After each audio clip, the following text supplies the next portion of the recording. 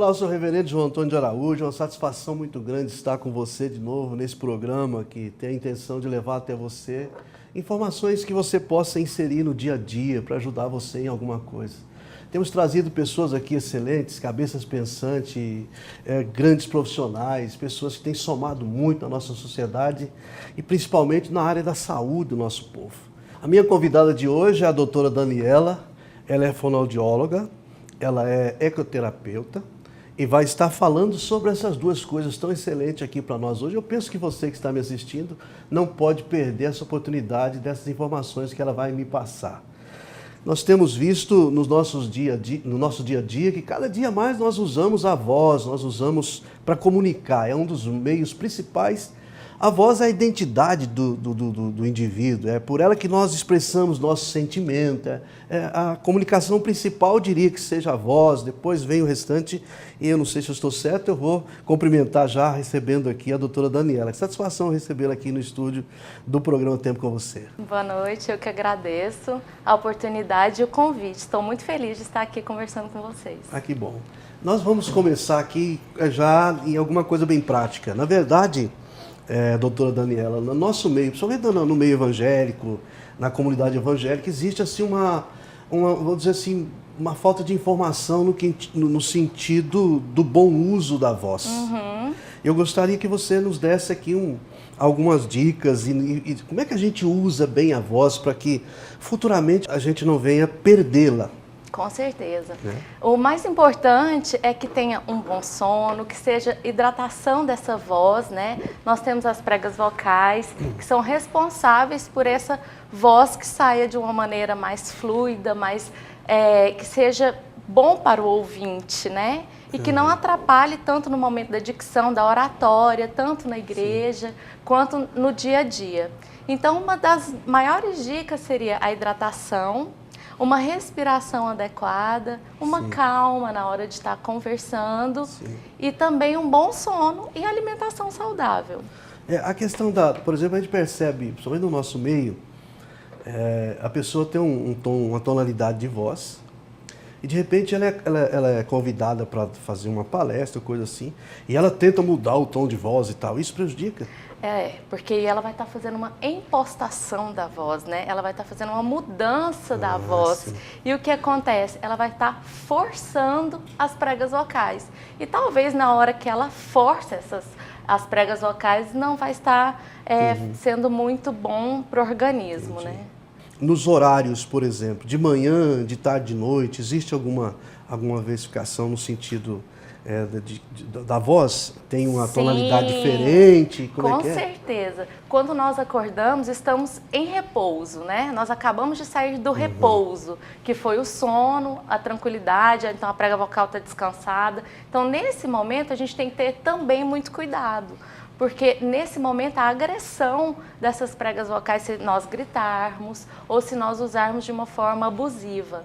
Então, é tentar colocar essa voz sempre do mesmo tom, para que seja tranquilo e fique saudável. Bom, eu gostaria de saber, doutora, por exemplo, nós estamos nesse assunto, eu sei que muitas pessoas estão interessadíssimas. Porque eu penso que alguns colegas aí, até na comunidade evangélica, estão querendo saber como é, porque às vezes cansa muito para fazer um sermão pequeno, porque está preocupado com a voz, preocupado com o contexto. Qual a importância da linguagem nessa questão, doutora? A linguagem, na verdade, é uma outra maneira da comunicação, né? Nós temos a comunicação para a linguagem gestual e a linguagem verbal. Né? Então, assim, às vezes o colega, né, os pastores, nós podemos estar conversando e pensando muito na voz e a linguagem gestual ou a linguagem verbal ficar um pouco escondida por causa da preocupação com essa voz. Entendi. A importância da linguagem é saber o que você precisa passar para o ouvinte. Né? Então, assim, muitas vezes nós trabalhamos muito com pessoas não verbais, né? Pessoas que não conseguem falar. Então, assim, aí vem o nosso trabalho da fonoaudiologia para estar auxiliando essas pessoas que não conseguem falar a se expressar de uma outra forma, Seja ela com língua de sinais, seja ela com gestos mesmos, ou comunicação escrita. Tem que reeducar, no caso. Nós temos que sentar e ver qual a melhor abordagem para essas pessoas. Eu gostaria que você, lógico que nós temos um outro bloco, vamos falar sobre algo muito importante, deixasse algumas dicas para os nossos telespectadores, né, na questão de falar mais fácil. Sim. Eu estou aqui com a cabeça em 1000 lugares, no sentido dos pregadores, que às vezes usam um termo assim, ou melhor, usam uma linguagem que às vezes a boca está passando uma mensagem, a gesticulação está passando outra, né? Às vezes nós estamos falando de amor com o rosto muito fechado, né? Ou falando de coisas sérias, sorrindo, né? Alguma coisa assim. Existe uma concordância na linguagem e as dicas que eu queria que você desse depois para esse pessoal? Com certeza. Nós podemos pensar da seguinte maneira, que quando nós vamos passar uma mensagem para uma outra pessoa, seja um grupo, seja para uma pessoa, é importante que a gente esteja tranquilos, tenha dormido bem, hidratando a voz, né? É muito importante, principalmente se for um público grande.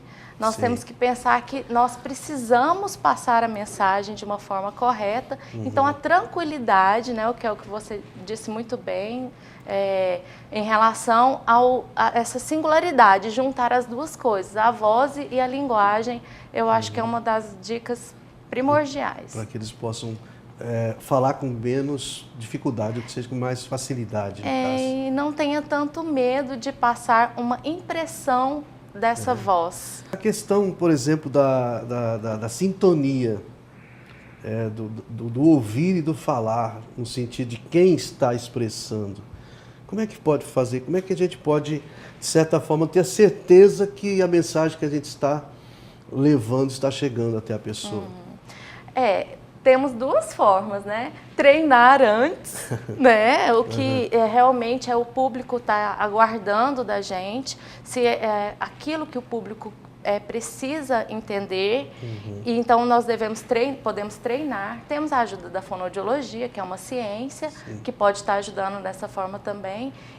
Ou então, se for, no caso, alguma coisa inesperada, podemos também manter a calma, pensar e depois falar. Porque muitas vezes as pessoas falam para depois pensar, atropelando o pensamento. Entendi. Essa boa comunicação verbal, ela está... Eu queria que você falasse um pouquinho na questão da ligação dessa comunicação boa com sono, com bom sono. Sono, né? Porque o nosso organismo, ele depende muito de um sono regular, né? Tanto é que quando nós dormimos bem, quando não há nenhum problema em relação à apneia do sono, roncos, né? Ou então nós conseguimos ter uma alimentação boa antes de dormir, porque se nós comemos também de uma maneira errônea, como que nós vamos dormir bem, né? E na hora que nós acordarmos, a nossa voz, essa comunicação vai estar tranquila para estar passando a mensagem. Se o sono não for bom, com certeza os resultados são negativos. E a voz, como é uma identidade, ela é muito a primeira impressão. Eu vou fazer uma pergunta para você agora, até um tanto bastante leiga, mas por que o gago não gagueja quando canta? Legal a pergunta.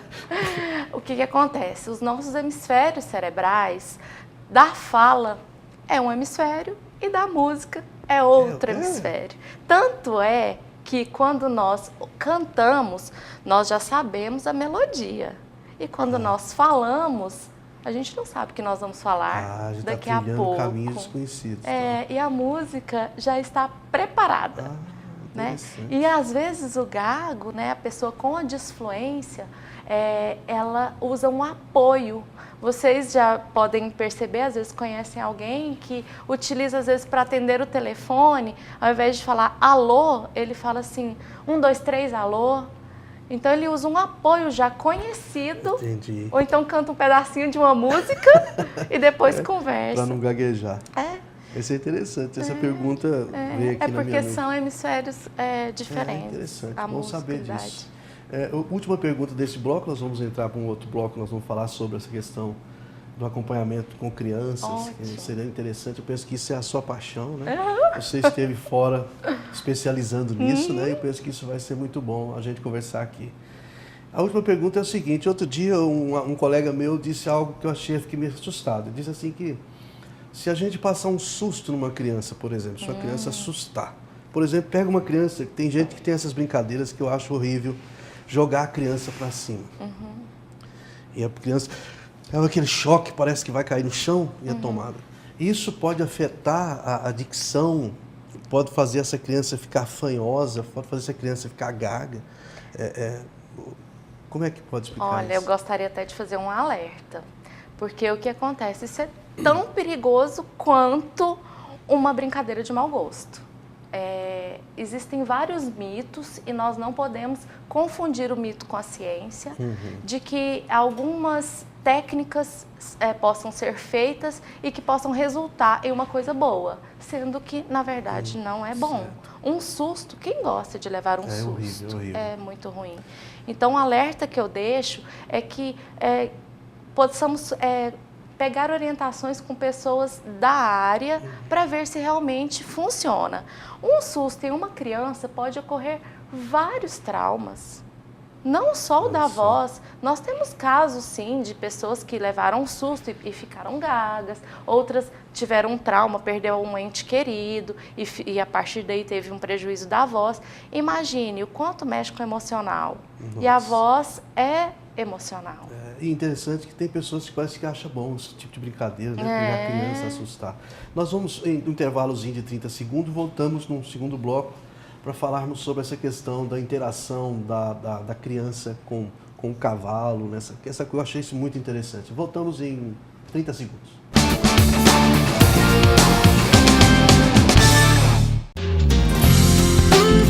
Às 18 horas, acontece a nossa segunda concentração de louvor, a adoração e palavra de Deus no prédio da Igreja do Evangelho Quadrangular.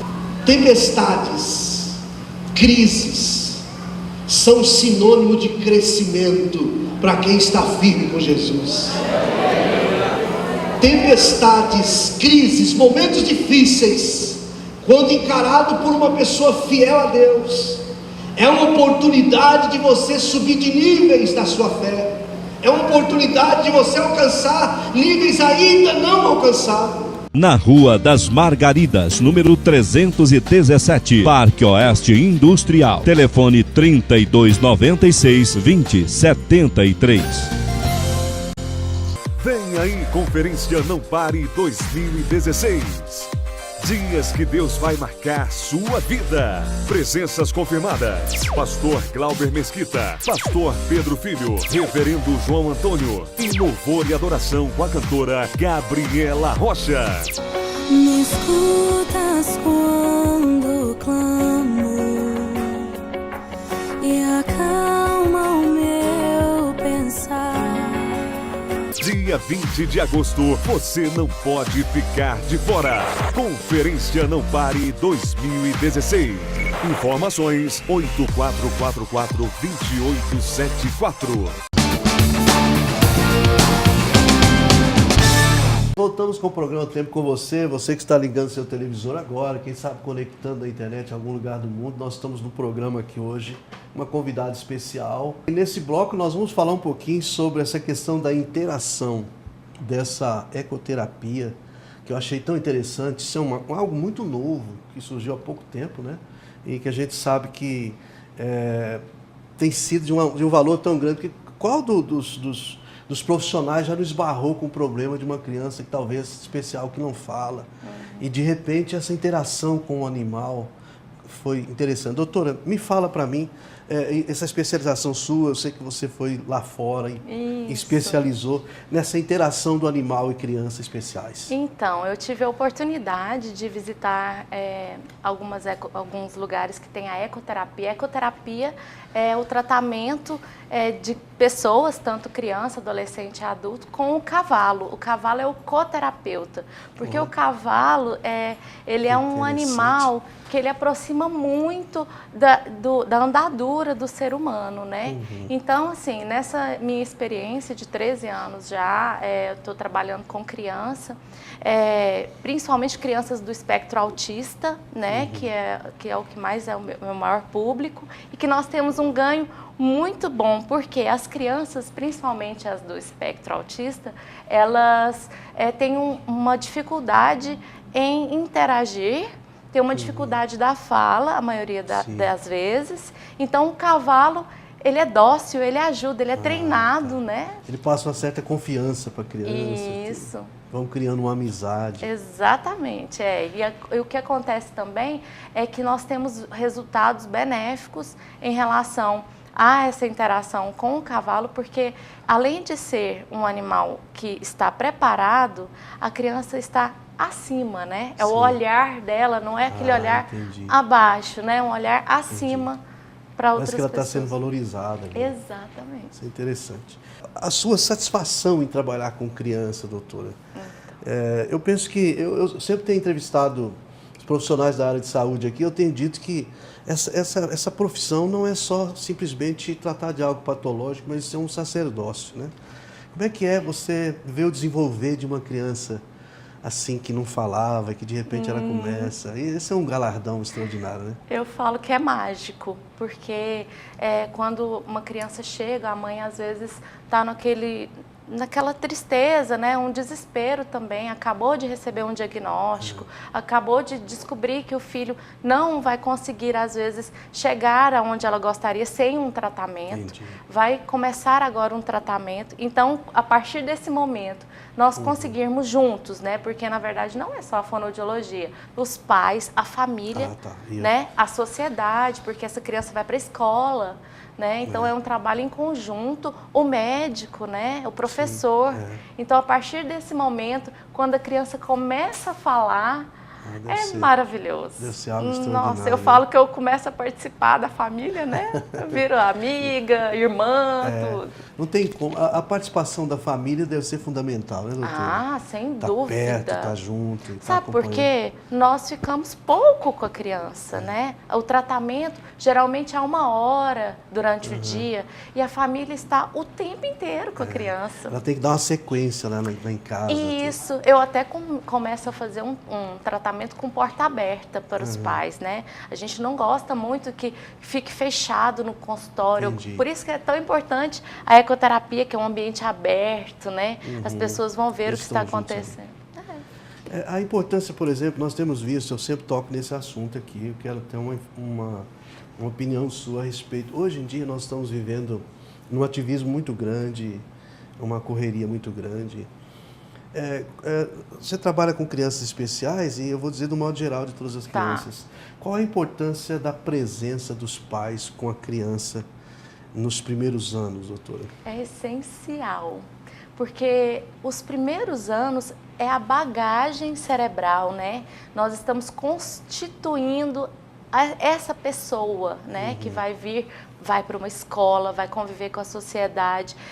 Nos primeiros momentos, desde quando, na verdade, até na vida intrauterina, desde aquele momento que está ali na barriga, que a mãe coloca a música, conversa com a criança, quando ela nasce, vê os primeiros sonzinhos, né, e estimula, porque nós somos o que nós vemos. Então, assim, se a criança vê a mãe falar, o pai falar, ela vai ter essa vontade de falar também. Então, é essencial a presença. E nós conversávamos aqui outro dia atrás com a doutora Márcia, que é uma pediatra, ela falava a respeito a importância do aleitamento materno, não só pela qualidade do leite, mas pelo contato, né? Pela criança estar olhando nos seus olhos na hora que está amamentando. Isso é muito importante. A gente percebe que, hoje em dia, voltando nesse assunto, os pais, eles criam certos hábitos meio perigosos, inclusive até nesse método que você estudou. tem parece que 5 tipos de pais lá. Você lembra desses 5 tipos? Exatamente. Esse método é uma abordagem terapêutica chamada Honey. Ela começou no Canadá, né? E foi expandindo. Tem vários métodos, Honey, ABA, que é a análise do comportamento, TEACH, mas o Honey é o que eu mais me identifico. Sim. E aí o que acontece lá, tem a parte da coruja, né? Que a coruja em inglês é observar, esperar, escutar, né? Que é all, né? E aí o que acontece, tem os tipos de pais. Tem aquela mãe, o pai que é show, né? Oh, meu filho, né? Tá tudo bem, mas na verdade ele não tá entendendo o que o filho tá querendo expressar. Entendi. Ele tá muito show. Tem aquele pai que é mais introvertido, né? Mais calado. Então, assim, tem vários tipos de pais. Tem aquele pai professor. Isso, professor, é muito legal. E tem o diretor, que delega. Nunca né? brinca. Não, prefere, né? Mas, olha, sinceramente, todos os pais têm o potencial para ser pais. Amém. Na verdade, eu conversava até com a Júlia outro dia atrás aqui num programa que eu fiz com eles, a respeito de... Dizem que 100% das mulheres estão sujeitas a ter um filho especial, até siameses, segundo o Dr. Calil. A gente observa assim, o que você diria para uma mãe que está vivendo um momento com uma criança especial que talvez não está sabendo conduzir? Hoje existe uma fonte de informação muito grande, existe os profissionais que podem dar todo o apoio. Eu queria que você desse uma palavra, talvez nós estamos uma pessoa nos assistindo e falar, vocês não sabem o que eu passo com essa criança, e etc. Hoje tem muitas coisas que podem ser feitas, né, doutora? Primeiro, tenha fé, né? Eu acho que primeiro ter fé é fundamental. Segundo, busque orientações e tente somar com outras pessoas. Não fique com aquilo só para você. Converse com o pastor, converse com os profissionais, converse com o médico. Não fique guardando só para você aquela dor, aquela angústia. Tente somar com outra pessoa. E aí busque orientação. Temos as fonoaudiólogas, os médicos, os fisioterapeutas, que podem estar traçando esse caminho para vocês. Que legal. O Estado, no modo geral, ele dá um apoio fundamental? Então, nós estamos caminhando, né? Ainda bem timidamente. Caminhando, Eu costumo dizer que, assim, quanto mais nós mostramos, mais nós recebemos. Então, acho que nós devemos unir cada vez mais para que o Estado comece a enxergar a necessidade de uma instituição, de uma saúde pública de qualidade. Eu vi outro dia num noticiário que de 2006 até 2011 houve um acréscimo muito grande de crianças especiais. E nós temos muito pouco profissionais preparados nessa área. E o que eu acho interessante, que eu disse agora há pouco, doutora, para você, a questão do sacerdócio, porque há um certo desinteresse, né, de formação profissional para cuidar desse tipo de... essa área humana tão maravilhosa, tão nobre, que você cuida, que é de crianças especiais. Eu quero até aqui que nós possamos, no final, estarmos orando a Deus para que Deus possa despertar no coração dos jovens que estão na universidade, na faculdade aí, para buscar essa linha, essa profissão que é tão necessária devido ao aumento que nós temos de crianças especiais.